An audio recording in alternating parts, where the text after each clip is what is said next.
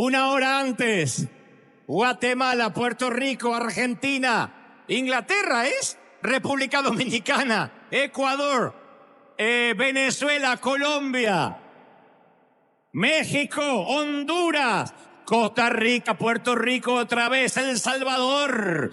¡Que no afloje! República Dominicana, dije todos. A ver, arriba, arriba ese aplauso, transmitiendo en vivo.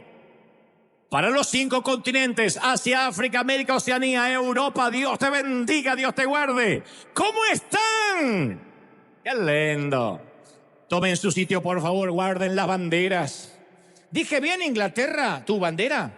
Muy bien, Gran Bretaña, inconfundible, que nos ganaron en su momento, pero después le metimos el gol con la mano con Maradona.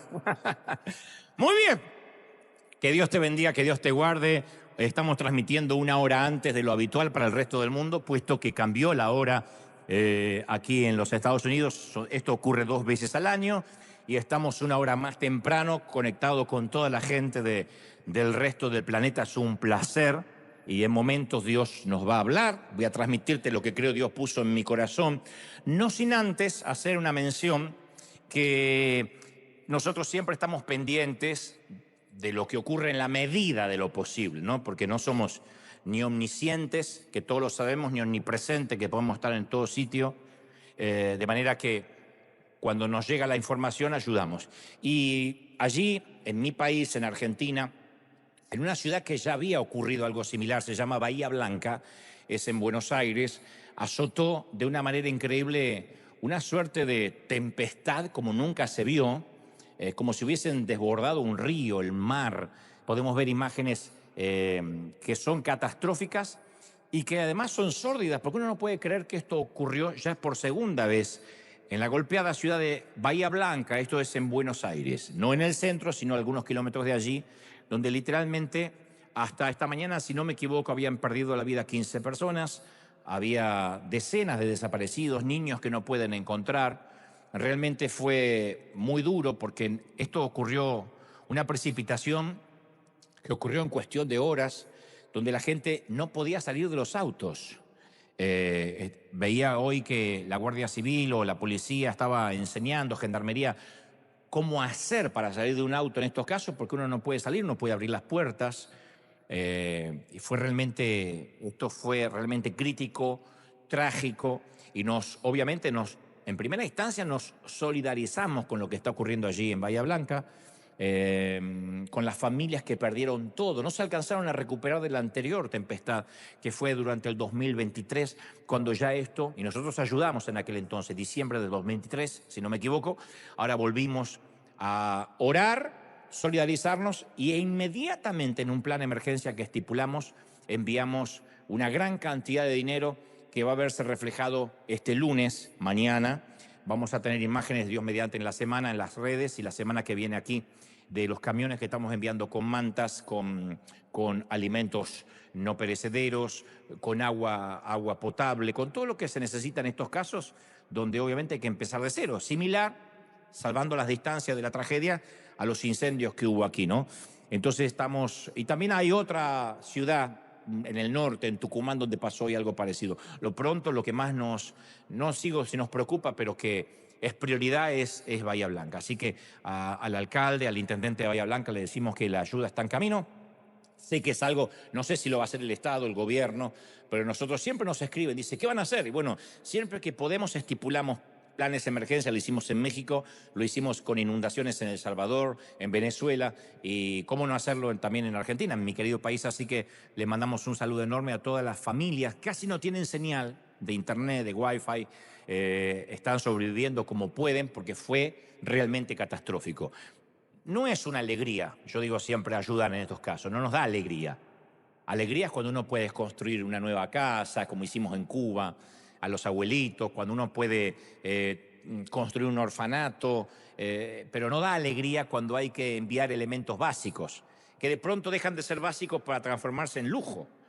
Comida, un plato de arroz, un plato de algo, una sopa caliente, empieza a ser un lujo. Entonces no da alegría, lo sentimos como un deber. como que hacemos lo que un cristiano debe hacer, porque al cabo esto es iglesia. Así que lo quería contar, no tenemos las imágenes todavía de nuestra ayuda, que van a llegar mañana, la ayuda está en camino, pero quería decirle a todos los bahienses que no están solos. Aquí, a kilómetros de distancia, hay un río que no se detiene y que los va a bendecir y los va a ayudar. Dios los bendiga a todos. Muy bien. Para transmitirte este mensaje de hoy, necesito contar con vuestra honestidad intelectual y espiritual. Bueno, como siempre, como cada fin de semana. Para eso quiero que hagamos un trato. Tú abres la mente para que Dios te diga lo que quiere decirnos, me incluyo, y yo prometo abrir mi corazón. Y te quiero contar algo que también en algún momento soslayé o conté en parte, que fue una de las batallas que he tenido que librar por muchas décadas, varias. Y espero que esto que te cuente de algún modo te aliente, nos aliente. Yo he relatado en infinidad de ocasiones que desde muy pequeño supe que tenía que inventarme un personaje para consumo público, desde chiquito. Ese avatar, ese falso yo, nació como una suerte de defensa. Yo no sabía mucho de psicología, en mi vida había leído a Freud porque era un niño, pero supe de manera instintiva que tenía que levantar una suerte de escudo contra el dolor, contra la baja estima, contra una soledad que no elegí, porque cuando nací mamá estaba sufriendo de un cáncer terminal, entonces ni me pudo ni amamantar, ni tener a UPA nunca, ni alzarme, papá vivía borracho, entonces yo tengo recuerdos como flashback de estar en una cuna, mucho tiempo solo, con mis pañales con necesidad de ser cambiados, mi hermano tratando de ayudarme con apenas 6 años más que yo. La cosa es que los recuerdos reprimidos de la infancia son un radar de defensa muy eficaz, que a veces evita los sentimientos de rechazo, pero que también obviamente sacrifica la autenticidad, porque uno ya no es quien Dios quería que uno sea. Ese simulador nace, ese fingidor, si acaso existe la palabra, nace cuando en la infancia no nos sentimos amados, o fuimos rechazados, o ninguneados, o abandonados de algún modo. Que para esto no hay que ser huérfano, uno puede sentirse rechazado dentro de una familia funcional. Entonces, para lograr aceptación y aprobación, suprimimos los sentimientos, que es un recurso que dicen los neurólogos y los psicólogos que tiene el niño, el infante, el reprimir las partes malas, editarlas para no sufrir.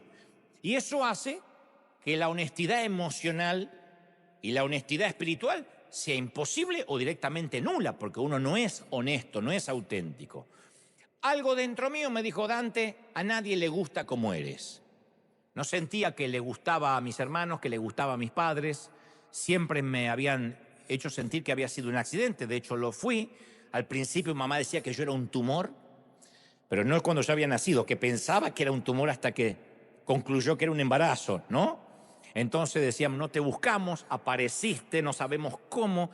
Y hasta tanto yo tuviera educación sexual, yo decía: ¿cómo que aparecí? Me tiraron por la chimenea, me trajo una cigüeña, aparecí en el fondo de casa entre las gallinas. Yo no sabía cómo había aparecido. De modo que me inventé un chico al que todos pudieran querer. Fui cortés, educado, callado, discreto, deferente, atento, respetuoso, no me metía mucho en problemas. Cuando niño, cuando pequeñito, la adolescencia es otro cantar.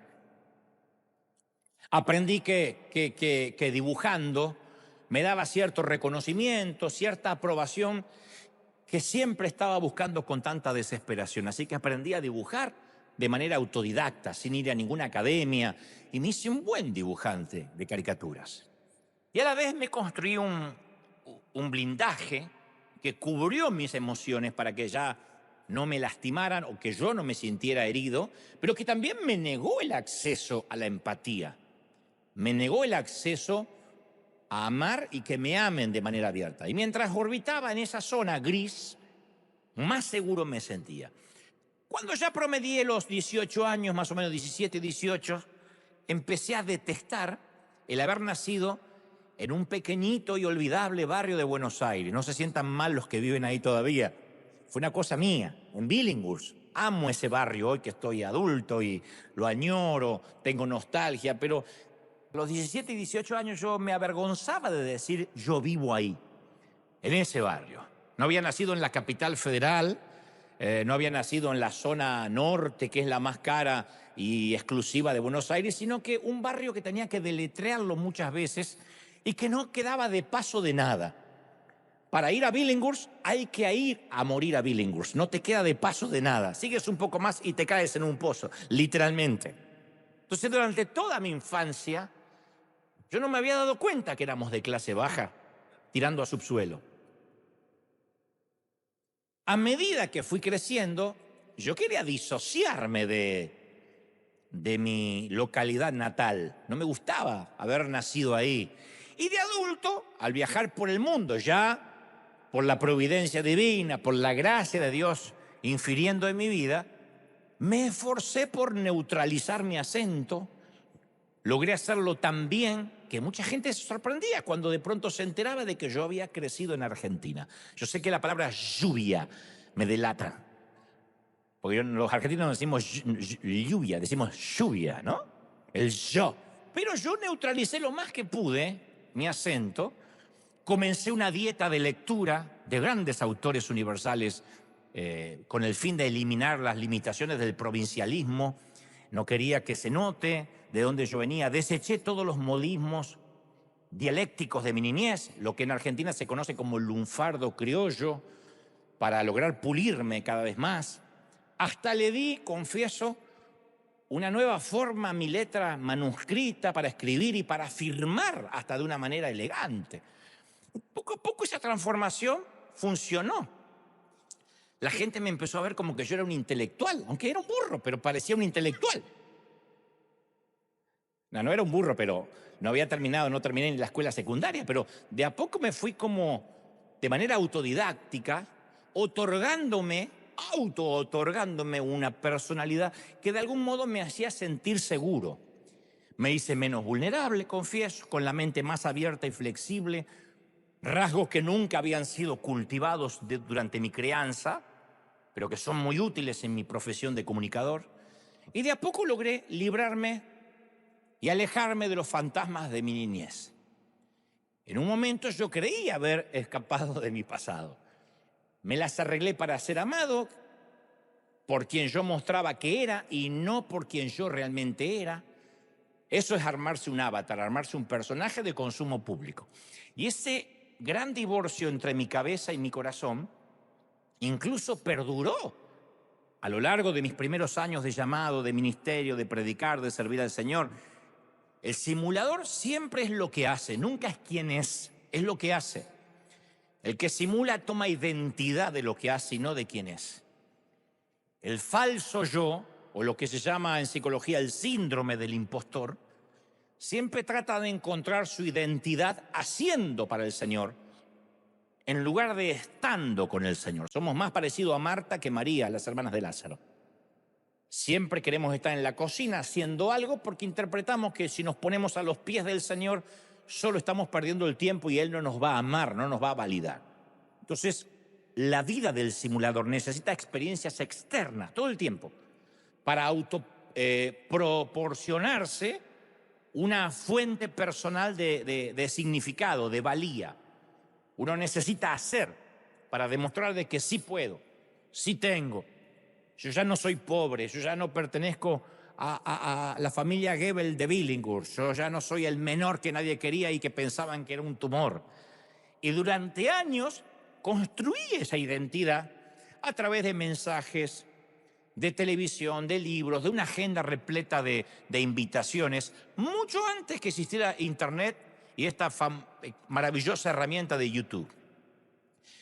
Finalmente llegué a la conclusión que si la mayoría de los cristianos evangélicos, principalmente, pensaban bien de mí y me aceptaban, entonces que no significaba que no había nada malo en mí.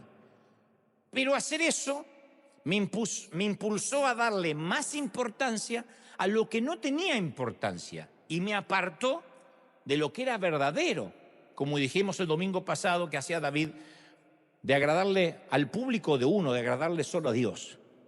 Una vida dedicada al que dirán siempre es una vida de pecado. Una vida dedicada al que dirán siempre es una vida de pecado, de iniquidad, de transgresión. Aunque algunos lo disfracen de no, eso es cuidar el testimonio. No, es una vida de agradar a los demás, de cuidar el que dirán. Y el simular o el fingir siempre nos hace vivir en un mundo de engaño que no es real. Esto me trae a la mente las palabras de Juan en primera carta de Juan, capítulo 1, versículo 8, que dice: si afirmamos que no tenemos pecado, nos engañamos a nosotros mismos y no tenemos la verdad. De otra manera está diciendo, simular de que todo está bien es un autoengaño. Yo recuerdo que esa falta de aprobación que tuve durante la infancia, luego de adulto, también continuó, porque siempre estaba deseando que me acepten, que me quieran. Cualquier crítica me podía liquidar y destruir, porque yo siempre quería que todo el mundo me quisiera. Supongo que, insisto, no lo estoy justificando, pero eso venía como parte del paquete del sistema de creencias de mi infancia. Pero elegir una vida de apariencia siempre nos aleja de Dios, siempre. Yo he aprendido que solo hay dos tipos de amores básicos. El amor por Dios hasta olvidarnos de nosotros mismos, o el amor por nosotros mismos hasta que finalmente nos olvidamos de Dios. Y los problemas se presentaron años más tarde. Yo pensé que había logrado construir un personaje, pero años más tarde yo empecé a darme cuenta de todas las limitaciones que tiene una personalidad construida por uno mismo. Nuestra personalidad no la puede construir ni uno, ni un asesor de imagen, ni un grupo de marketing, ni un board de iglesia, ni un comité. Yo me di cuenta que era egoísta, que no tenía verdadero gozo, no era feliz, que no tenía amor real, mucho menos empatía, y obviamente me faltaban los frutos del Espíritu de Gálatas 5. Yo no tenía el fruto del Espíritu, ni paz, ni bondad, ni amor, ni benignidad, ni mansedumbre. Tampoco era un demonio, pero me daba cuenta que explotaba, que tenía rencor, que era propenso a que estalle lo peor de mí. Obviamente el fruto del Espíritu o todas esas cualidades no las podemos simular. Uno puede simular el exterior, pero no lo que hay dentro. El tema es que afortunadamente concluí que todo ese proyecto de ingeniería, de reconstruir mi personalidad para sobrevivir, había tenido siempre una mala raíz, una mala motivación. Y Dios no quería, no iba a trabajar con una personalidad ficticia. Porque Él me había escogido a mí, al Dante Miguel, cuyos padres habían creído que era un tumor. Dios no iba a trabajar en la imagen que yo había construido. ¿Hace sentido? O sea, Dios quería trabajar en mí real, en quien yo era. No fue un error geográfico, topográfico, ni de coordenadas que yo naciera en Billinghurst, San Martín, pero yo debía haber nacido en el Palacio de Buckingham. No. Dios había elegido a esa pareja, a mi madre, a mi padre, para que yo sea gestado en esa familia con un propósito. Cuando yo renuncio a eso, estoy anulando que Dios trabaje en mi yo real, porque yo le quería presentar a Dios un yo ficticio, y Dios nunca puede bendecir algo que no sea real. Como digo siempre, Dios nunca puede bendecir una mala construcción. Hay que derribar lo que está mal y construir de vuelta sobre la roca, pero Dios nunca va a bendecir una imagen ficticia. Nunca va a bendecir lo que simulamos, nunca va a bendecir la hipocresía. ¿Me siguen? Ahora, convengamos que es muy incómodo dejar de simular, porque me están mirando todo como diciendo, pero qué hombre raro que tenemos.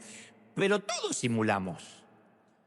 Y por eso fabricamos y fingimos el falso yo, que es admirable, medianamente atractivo, espiritual, superficialmente feliz, dibujamos una sonrisa aunque no tengamos ganas.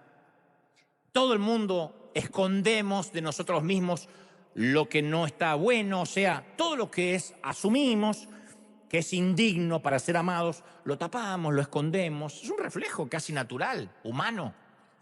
Y con el tiempo, esto es lo peor, nos olvidamos que estamos fingiendo. Allí viene un mensaje de hace un par de semanas atrás que tiene que ver con la ceguera espiritual, con el punto ciego. Nos olvidamos que estamos fingiendo y pensamos que esa máscara espiritual es lo que realmente somos. Es cuando uno empieza a comprar lo que vende. Y cuando uno se empieza a creer lo que proyecta es gravísimo.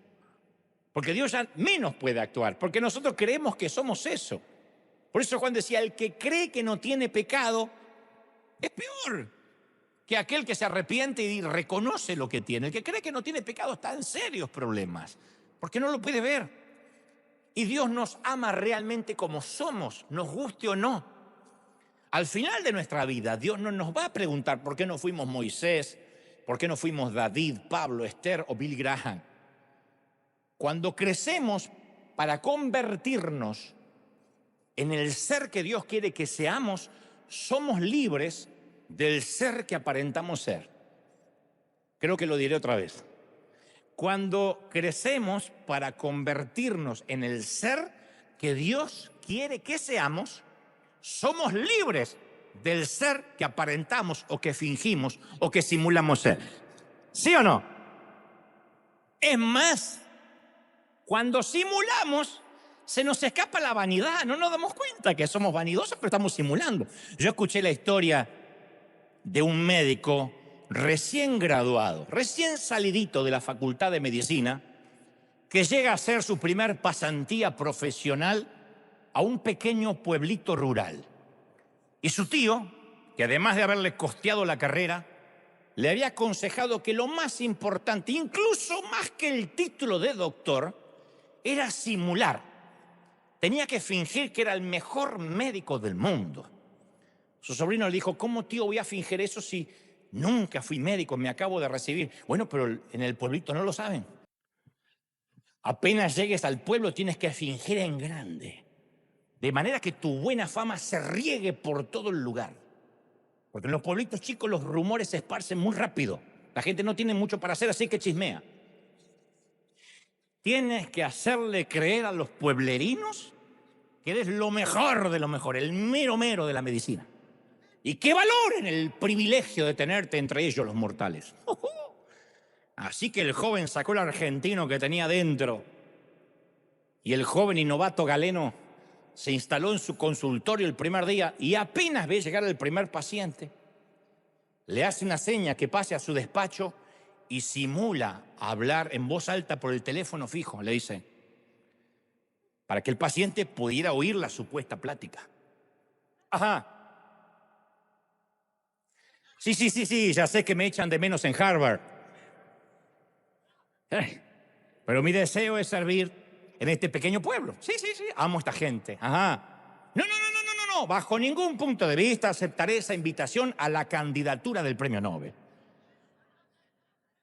Dígale al Comité Nobel noruego que no me interesan los premios, que esto lo hago por amor a mi profesión. Y sí, solo hago mi noble y sacrificado trabajo con pasión y de nuevo. ¿Cómo? Que el presidente de los Estados Unidos quiere que sea su médico personal. Porque ya empezó a inventar a lo grande. Lo siento. Dígale que es imposible. Solo quiero ayudar a la gente común. No me sentiría cómodo en la Casa Blanca. ¿Cómo dice? Que la Organización Mundial de la Salud quiere construir un monumento y una estatua en mi honor en Washington. No bajo ningún punto de vista. Yo sé que he salvado la vida de miles de pacientes, pero es mi deber. Y además hice un juramento hipocrático. Hice lo que un hombre debe hacer. Punto. Acto seguido, simuló que colgaba la llamada, miró a su primer paciente, dice, dígame, buen hombre, ¿en qué puedo ayudarlo? Y el hombre contestó, no soy un paciente, doctor, soy el técnico, vine a conectarle el teléfono fijo.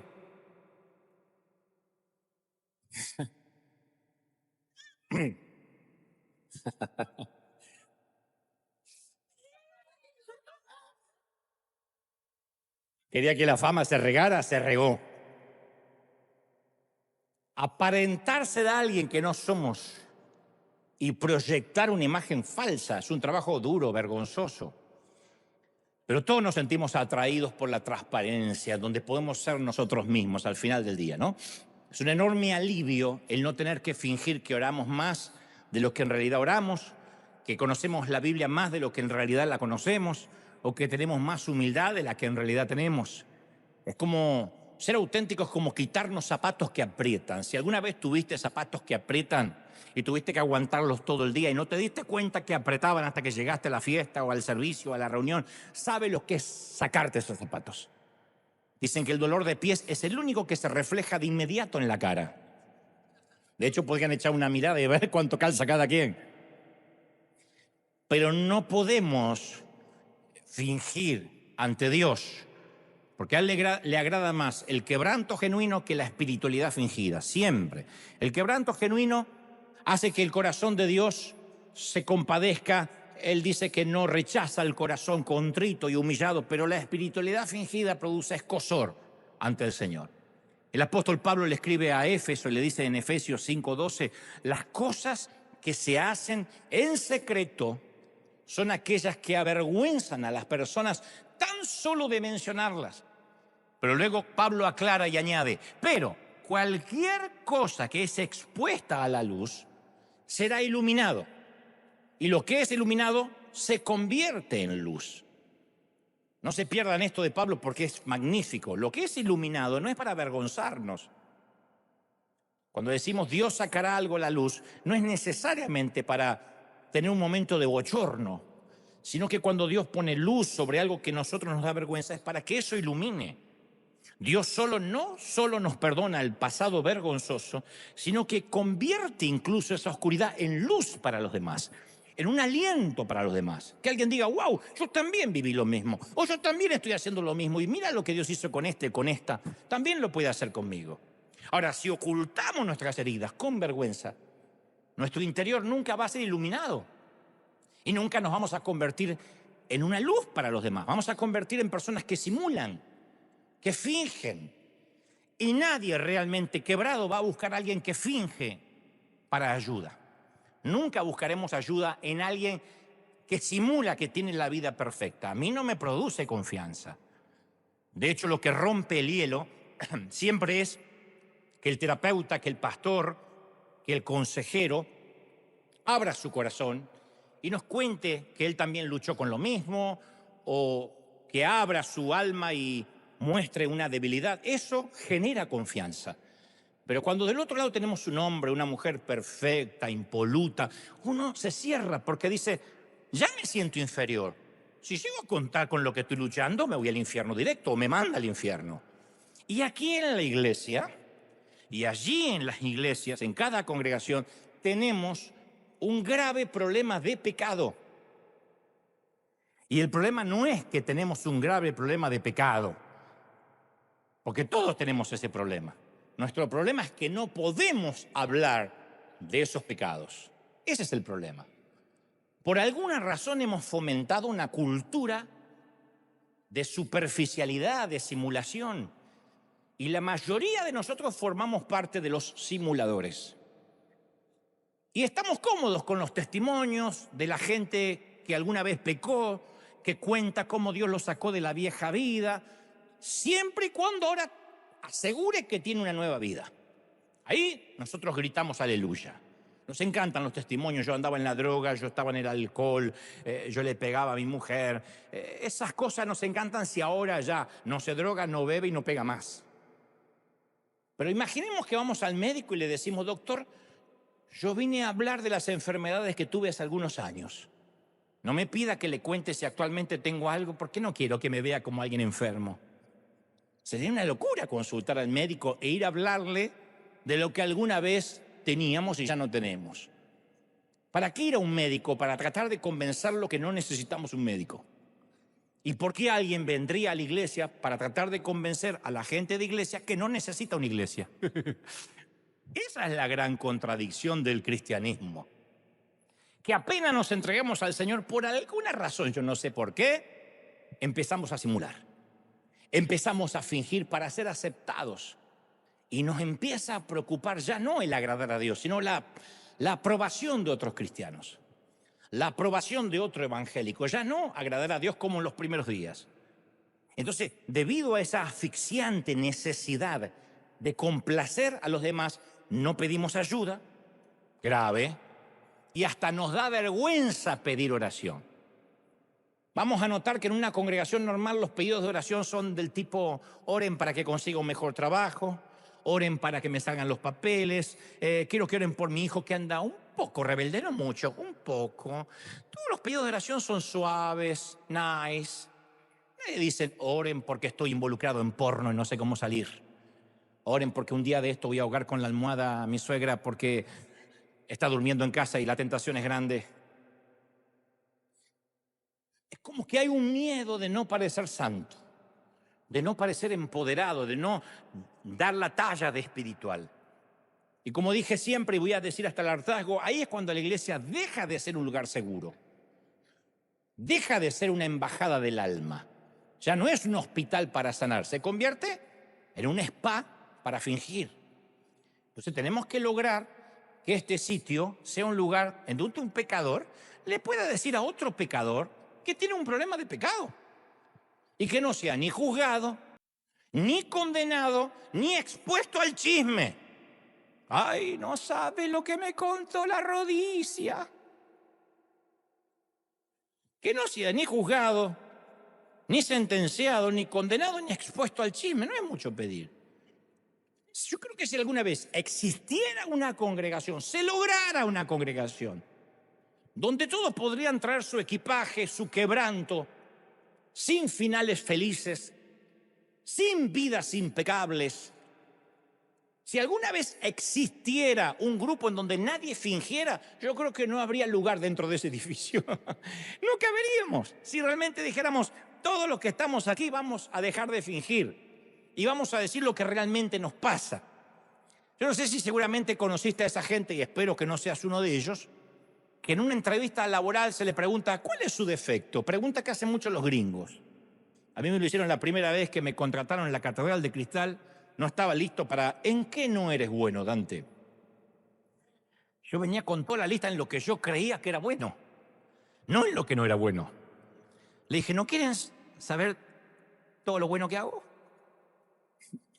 Y me dijeron: no, queremos saber en qué no eres bueno. Yo no estaba listo para esa pregunta.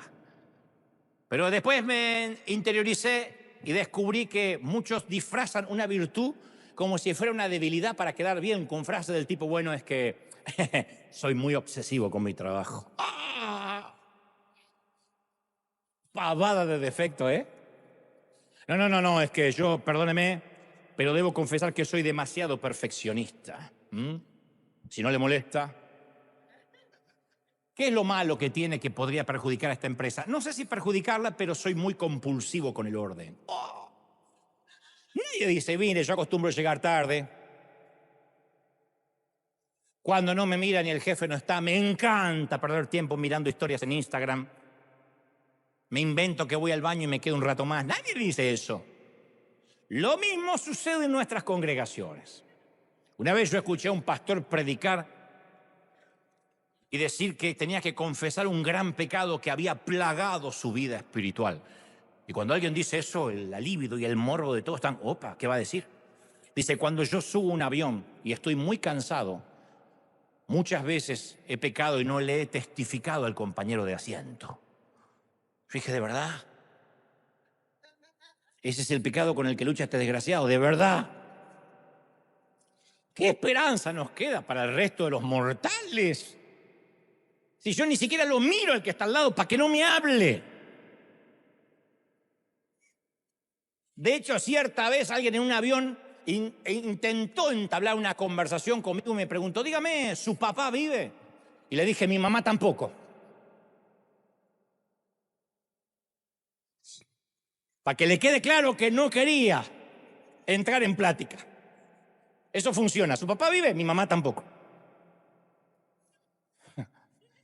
Pero todo eso de lo que decía este hombre, me arrepiento porque no testifico a veces al compañero de asiento, yo creo que se debe a una cultura de simulación. Es un pecado que queda bien.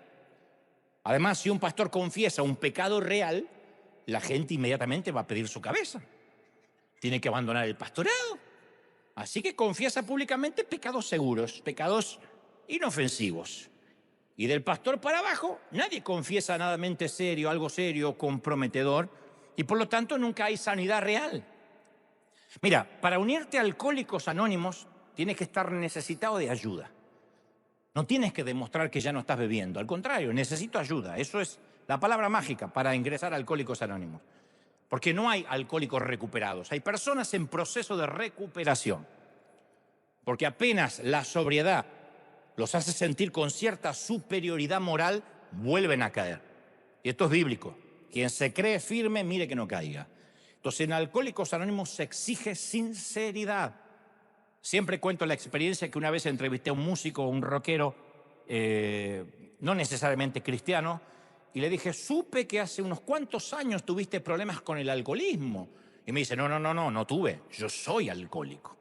Le dije, uy, perdón, no sabía que lo era. Me dice, sí, aunque hace 30 años no toco una gota de alcohol, llevo 30 años seco, como se dice en la jerga de AA, yo sigo siendo un alcohólico. Y le dije, ¿pero por qué? Cualquier creyente que hace 2 días que no peca ya es santo.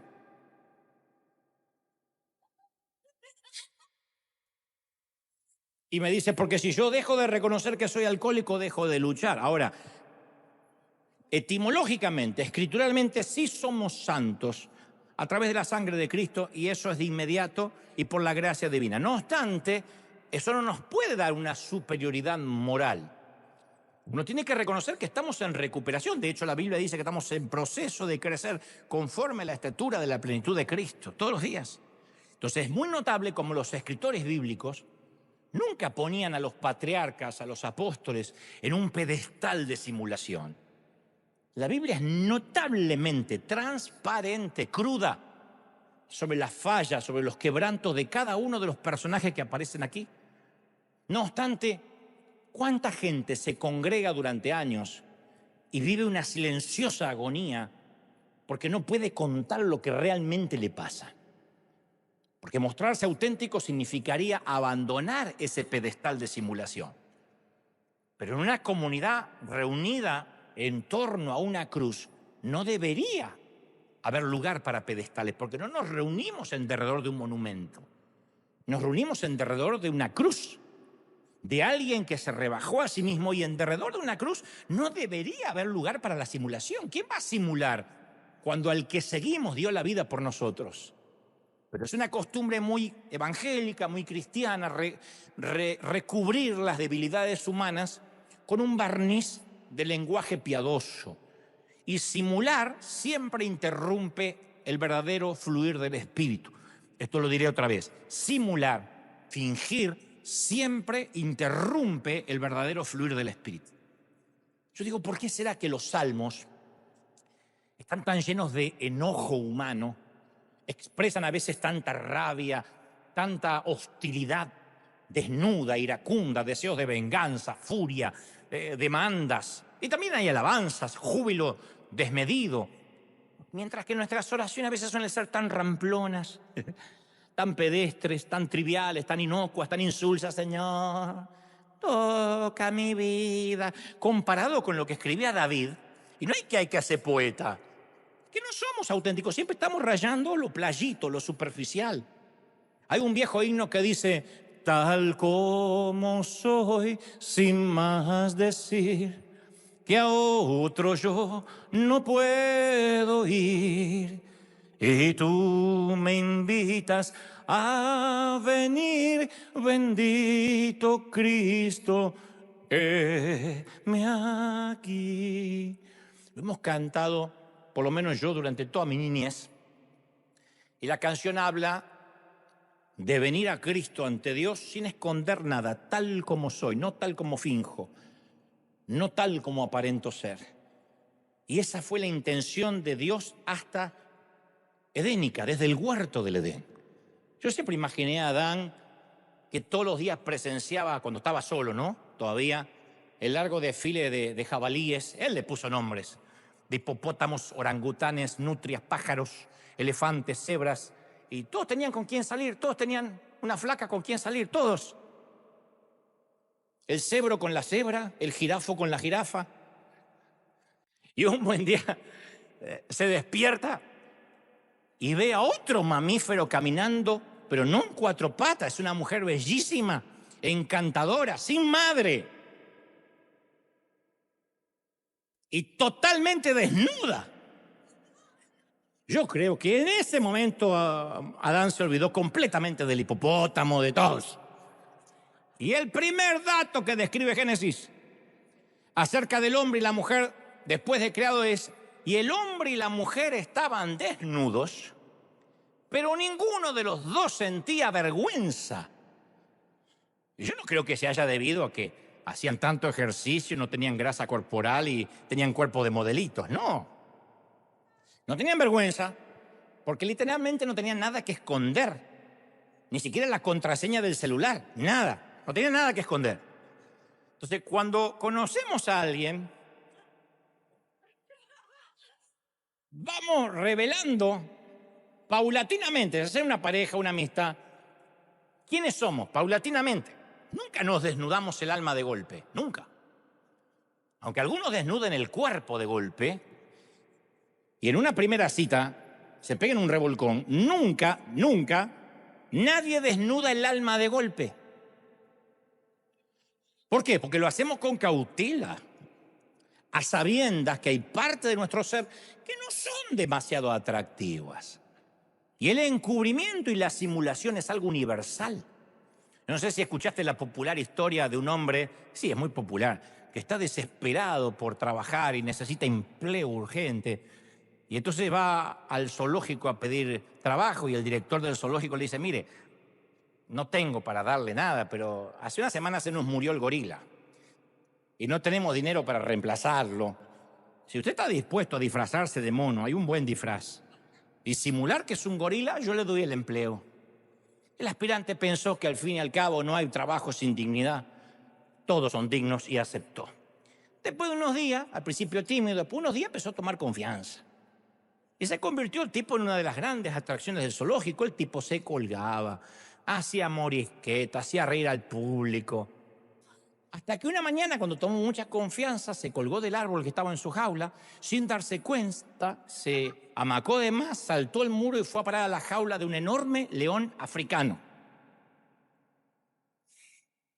Y el tipo disfrazado sintió el aliento del león acá en el rostro y sabía que estaba perdido. Y presa del pánico empezó a gritar: ¡socorro! ¡No soy un gorila!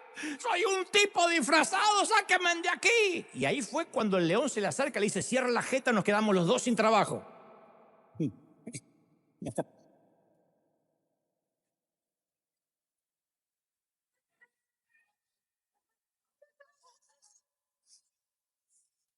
Entonces, la tendencia a esconderse y la tendencia a simular lo que no somos es tan fuerte que los psicólogos hablan, insisto, del fenómeno del impostor. Pero no fuimos hechos para vivir de esa forma. No fuimos hechos para complacer a los demás. Yo te cuento algo que estoy seguro que ya sabes. Todos los que forman parte de nuestra vida quieren que cambiemos. Nuestro jefe quiere que seamos más productivos. En el gimnasio nos exigen que estemos en forma.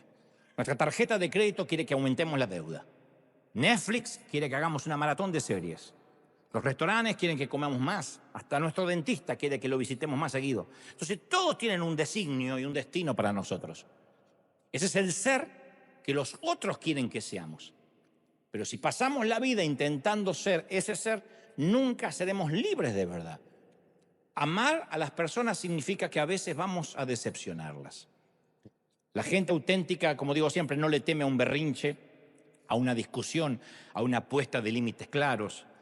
Y las personas que viven simulando tienen pánico de decepcionar. Entonces van moldeándose su comportamiento para tratar de agradar a todo el mundo, todo el tiempo. Pero Jesús les dijo a sus discípulos en Mateo 10:14, ¿qué hacer cuando uno se encuentra o percibe un ámbito hostil?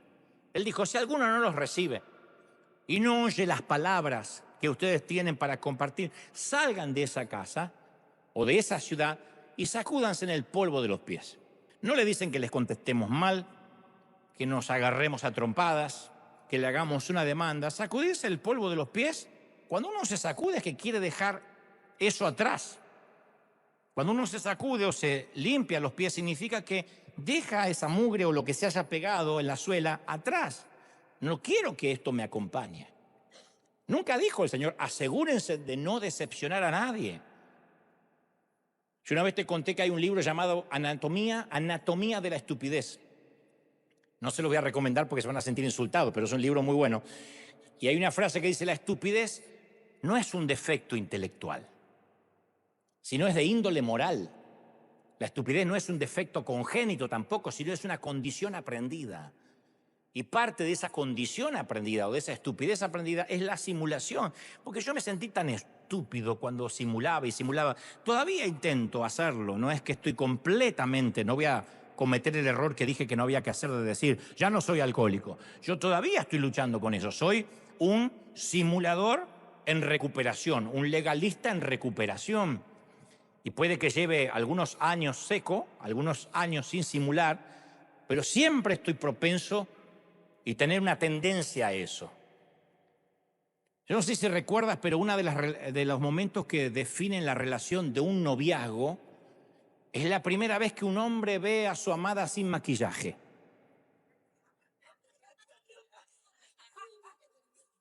Si tú dices, quiero una prueba de amor, esta es una. Sácate todo lo que tienes en la cara y que te vea directo. A la mañana, si es posible. El maquillaje es la administración facial. No está mal, pero el maquillaje está pensado para hacer que los ojos parezcan más grandes, las pestañas más rizadas, los labios más carnosos, la nariz más delicada, las cejas más gruesas, los dientes más blancos, los pómulos más marcados, las orejas más chicas. Todo eso. Cuidado, hijo, ella no es lo que tú estás viendo. Pero lo más grave es cuando algunos hacen lo que yo, que por años nos escondemos y tratamos de maquillar no el rostro, sino las manchas que arruinan nuestro carácter. El apóstol Pablo le dice algo maravilloso a la iglesia de Corinto, justamente en Corintios 3:12, dice, vivan sin velo en el rostro, vivan sin maquillaje, vivan sin simulación. Pablo usa estas palabras, esto del velo, al relatar de nuevo la historia del encuentro de Moisés con Dios en el monte Sinaí.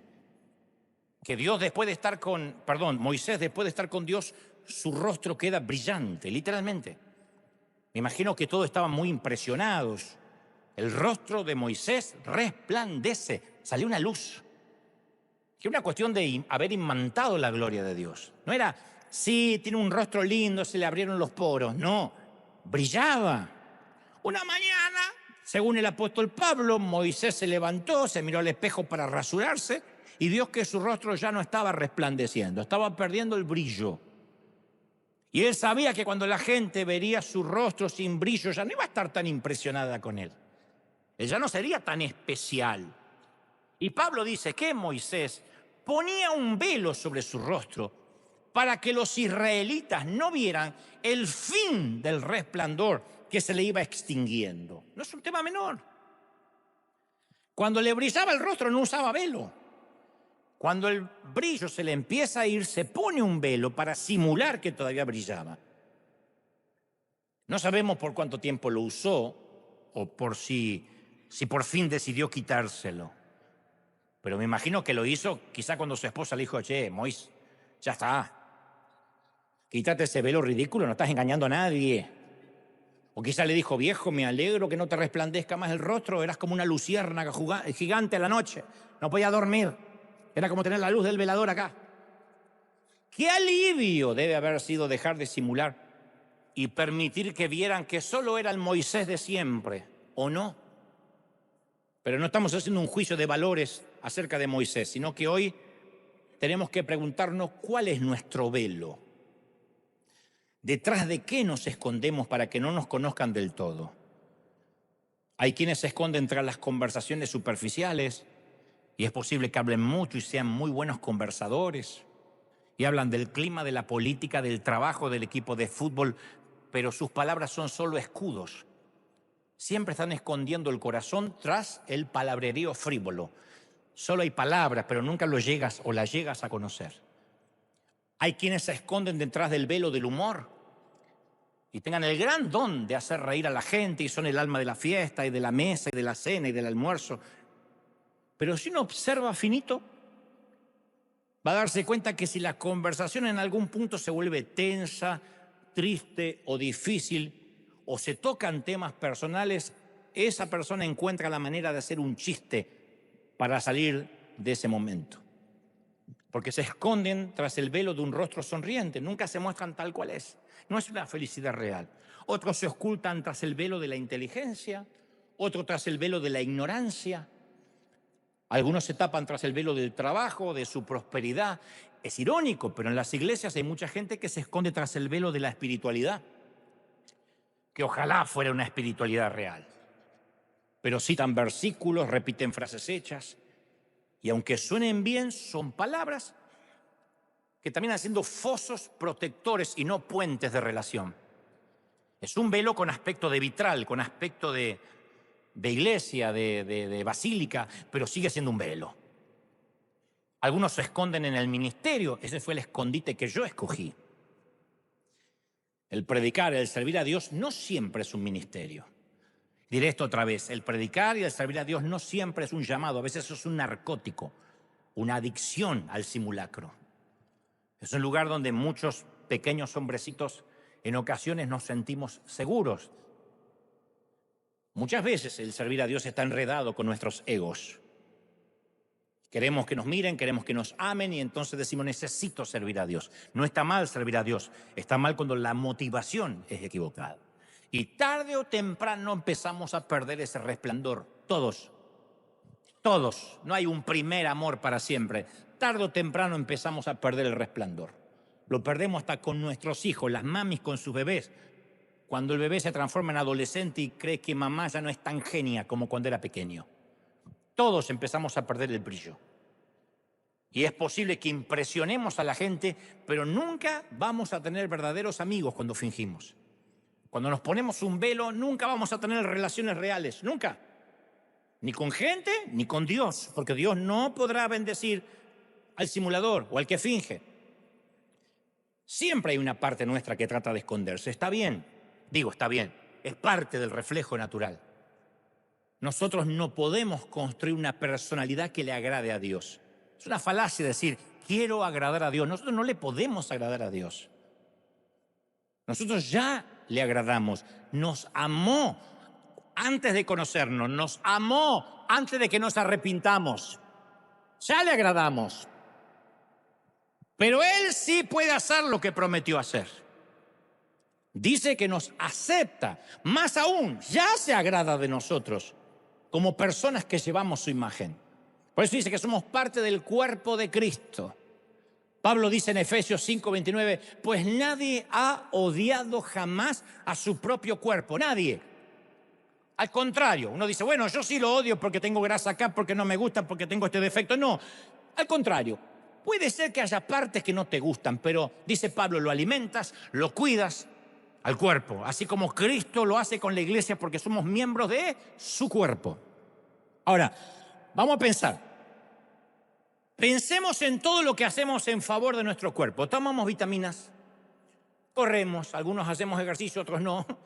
Nos cortamos el cabello, las uñas, dormimos, visitamos al médico, al dentista, comemos, nos ponemos cremas, desodorante, perfume, usamos dentífrico, hilo dental. No hay un solo momento en que no estemos conscientes de nuestro cuerpo. Esa es la clase relación que Dios tiene con nosotros. Él nos escogió como su cuerpo. No hay un momento que nos odie o se olvide. Juan exclama en su primera carta, dice, fíjense qué gran amor nos ha dado el Padre, que nos llama hijos de Dios. Queridos hermanos, ahora somos hijos de Dios, dice Juan. Entonces, todo lo que nos rodea nos susurra lo contrario. Dice, no eres hijo de Dios.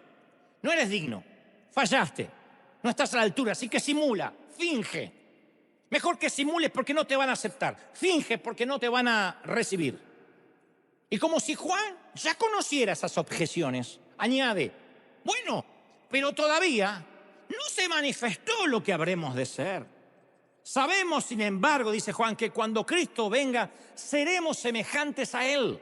O sea que estamos en proceso. No hay que fingir. Ahora, no siempre sentimos esa aceptación de Dios y por eso fingimos. Como dije al inicio, es por no sentirnos amados que empezamos a simular.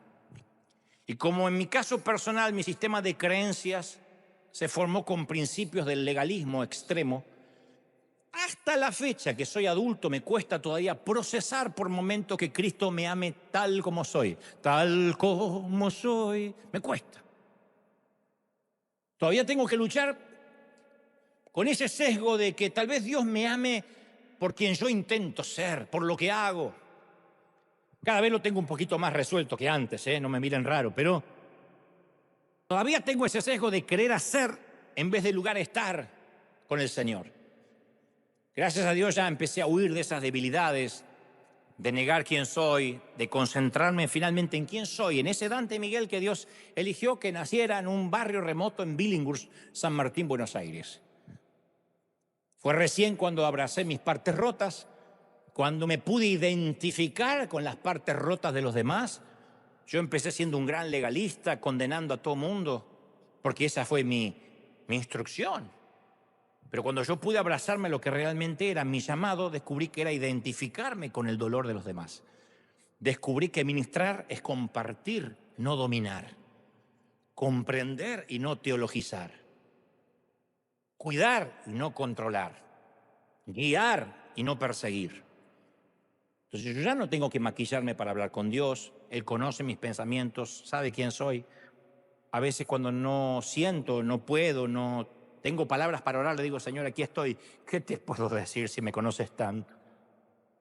Yo recuerdo cuando Dios empezó a sanarme esa simulación.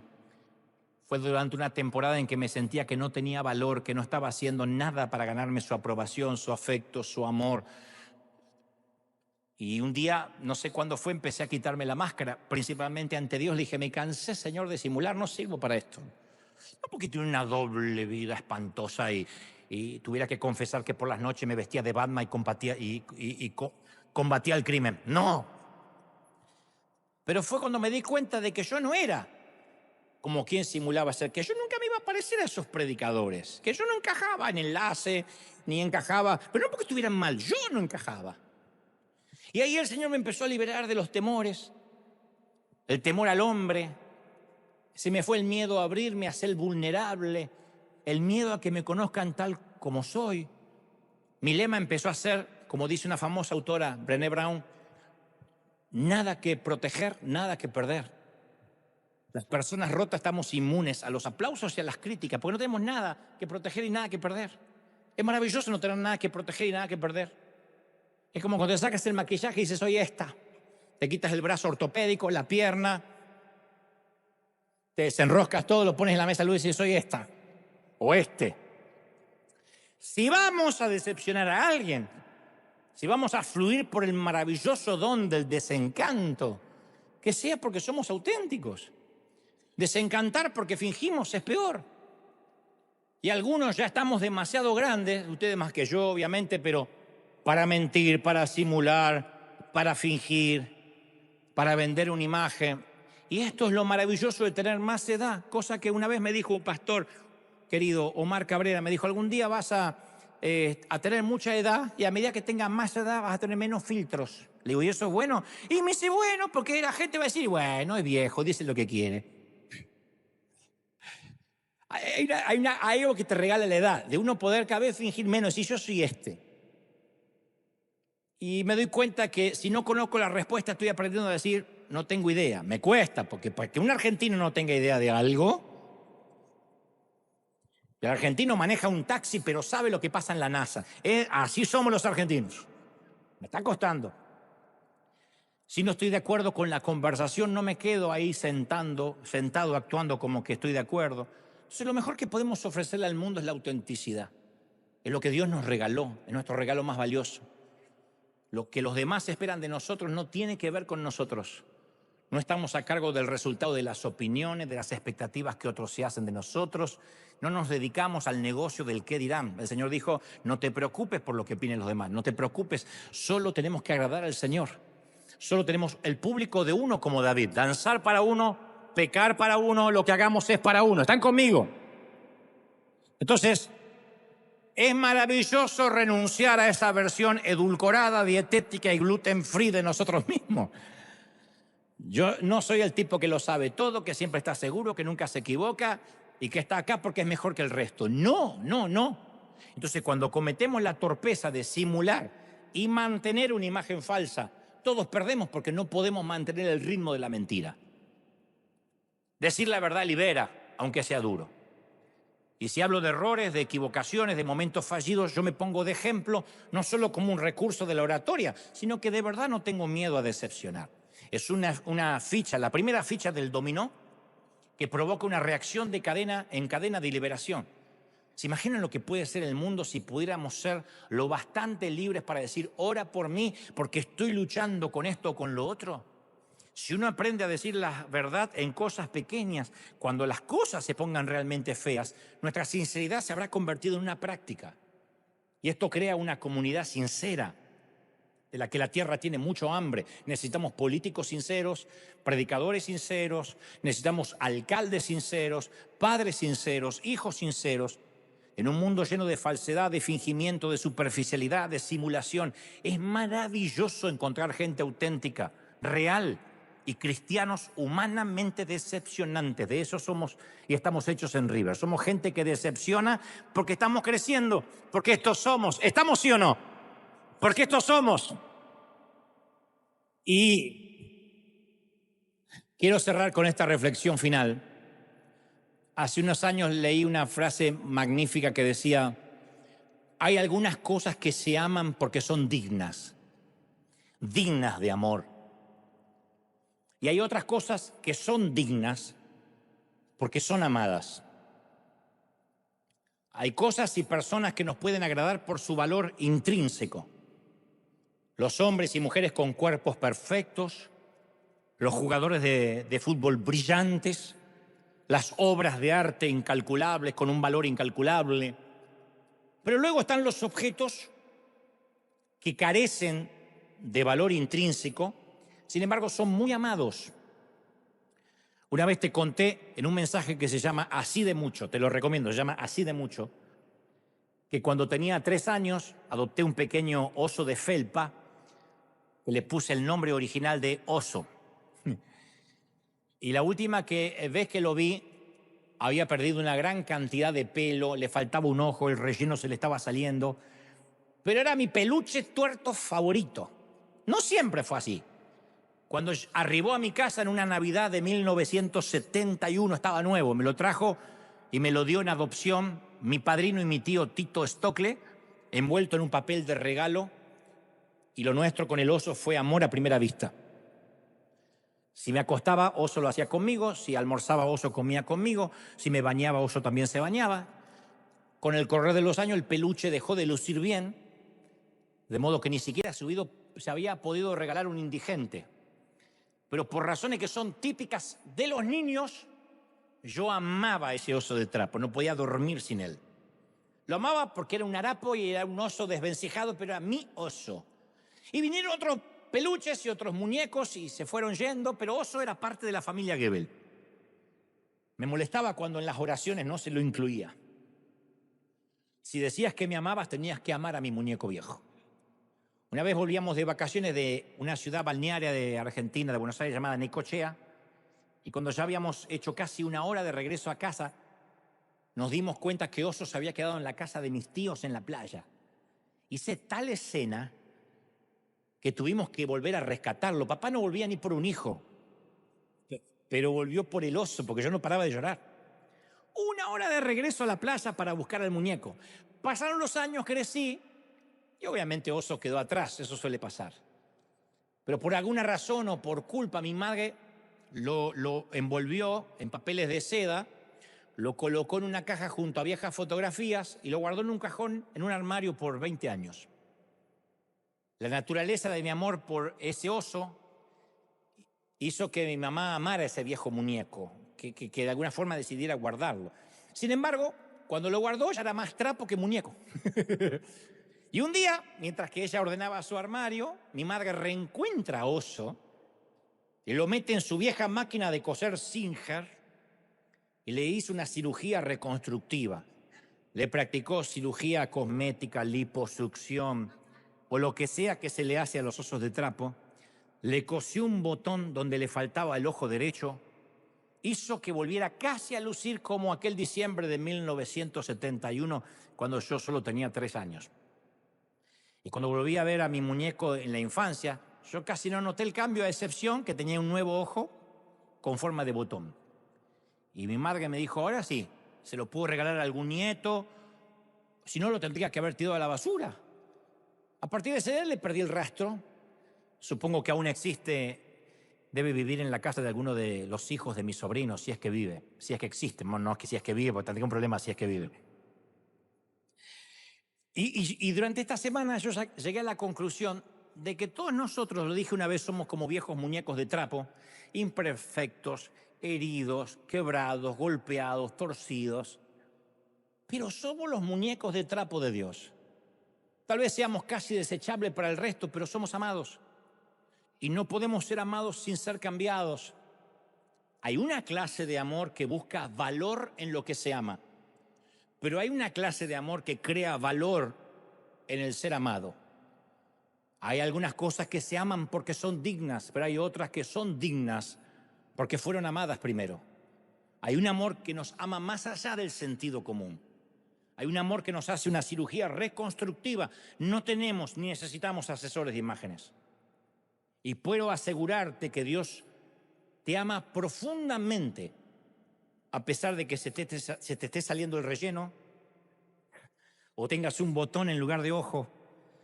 Por eso te aconsejo que dejes de simular quien no eres. Nada que perder, nada que proteger. Te invito esta mañana, esta tarde o noche a vivir sin velo, a vivir a cara descubierta. Es maravilloso, es riesgoso. Uno se expone más a la crítica, pero al final del día vas a terminar siendo como oso, digno y valioso porque fuiste amado primero. Y cuando uno es amado, no finge. Cuando uno es amado anda descalzo, anda encuerado, despeinado, sin maquillaje, porque así nos aman. Y así nos ama Dios. Tal como eres, sin fingir, sin pretender. Te exaltamos, Dios. Que ese aplauso sea grandioso para sellar lo que el Señor nos ha dado y nos está dando esta mañana. Celebra al Rey de Reyes, celebra al Señor de Señores, te exaltamos. ¡Aleluya! Vamos, si crees que Dios habló esta mañana. ¡Vamos! ¡Bendito eres! Te exaltamos, Dios. Te adoramos, Rey.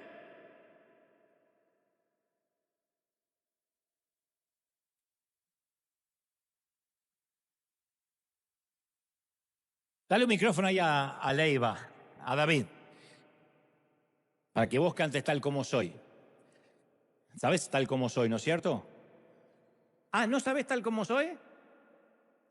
¿Eh? ¿Sabes otra versión? Bueno, la versión que sabes.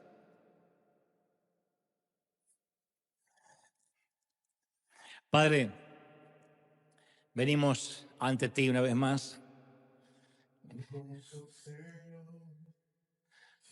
Que entrega mi corazón, Sí, Señor. rindo todo a ti, mi Señor, tal como soy, Aleluya. tal como soy, Señor, sin nada que entregar más que mi canción, me rindo todo a ti. Tómame, Señor, tal como soy. Te exaltamos, Dios.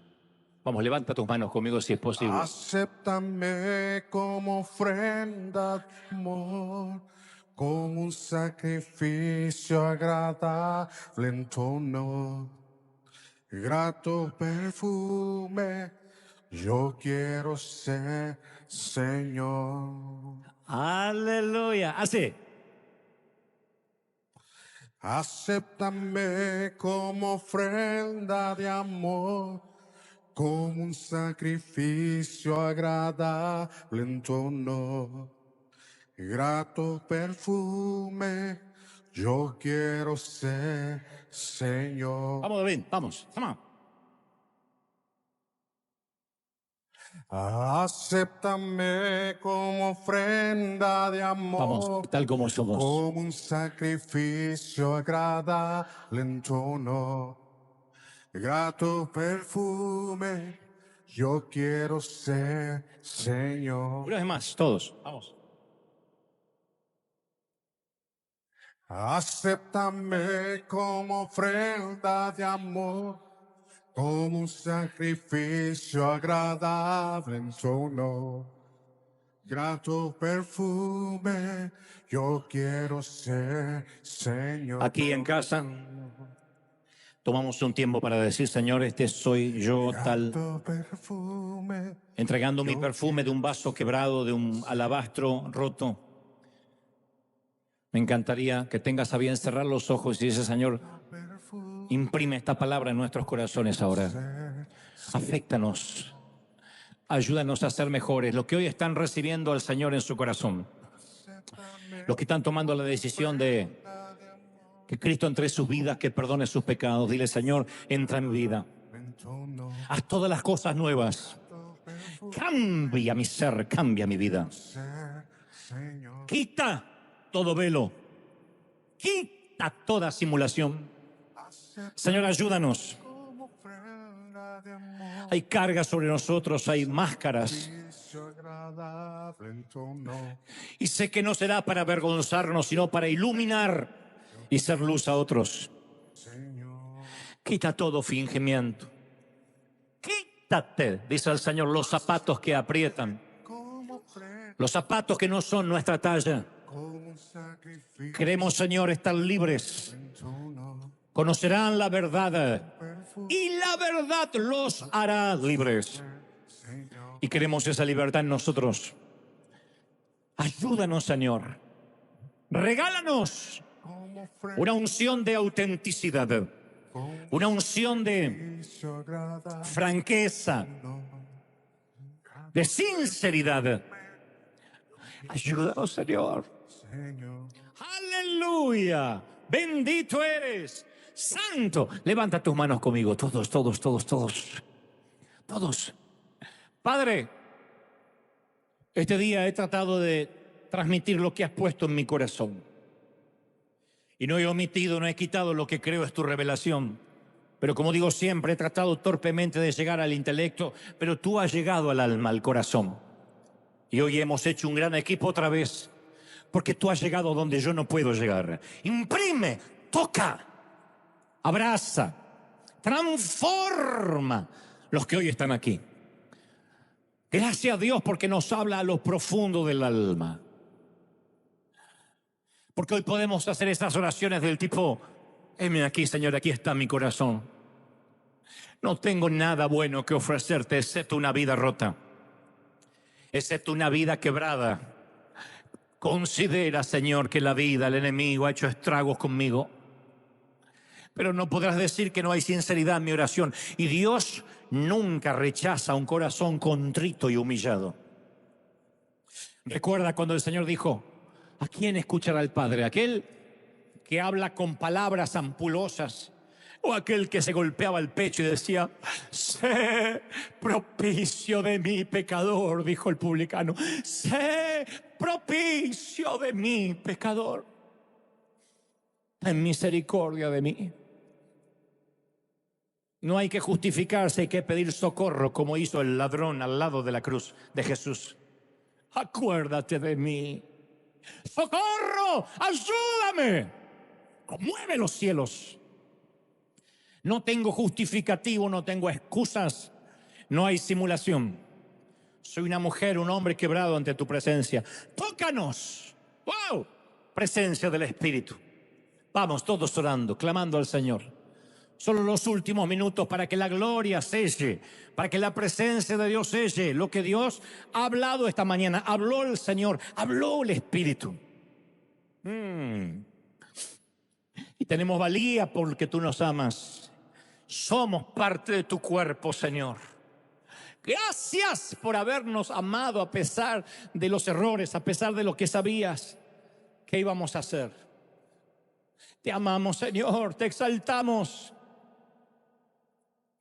Mira, Señor, aquí hay una congregación de gente rota, desde este servidor hasta el último que haya entrado hoy por primera vez. Y quebrados ante ti pedimos, si te fuera posible, si te place, llenarnos con tu espíritu. Habrá misericordia y gracia para un pueblo quebrado. Para gente que rasga sus vestidos metafóricamente y cubre con ceniza sus espaldas y dice, sé propicio de nosotros, perdónanos. No aplicamos, no catalogamos para ninguna iglesia perfecta, pero estamos aquí cada fin de semana diciendo, si te place, bendícenos. Si aún caen migajas de la mesa, las queremos. Si aún sea al borde de tu manto, lo queremos tocar. No nos dejes sin tu bendición. Queremos tu bendición. Mira al Señor darse vuelta y decir sí, porque has pedido, porque has creído. Mira cómo te bendice, cómo te ama el Señor, cómo te ama princesa, cómo te ama príncipe, cómo te ama River. Si te tengo en mis manos esculpido, dice el Señor. Cómo te ama el Señor, cómo nos ama el Señor. Bendito eres. ¡Wow! ¡Impresionante! ¿Cómo nos ama el Señor? Iglesia, dale ese aplauso al Señor de señores. ¿Cómo nos ama el Señor? Bendito eres. Se va. Te exaltamos arriba, arriba, arriba, los cielos. Los cielos, el mundo entero del otro lado canta, alaba al Dios vivo. Te exaltamos. Mis amados, que Dios te bendiga. Que Dios te guarde, mi querido oso de felpa, con un botón en lugar de ojo. Que Dios te bendiga, que Dios te guarde. Eres muy amada, eres muy amado. Hasta el domingo que viene acá y en casa. Nos vemos pronto. Chao, hasta la próxima.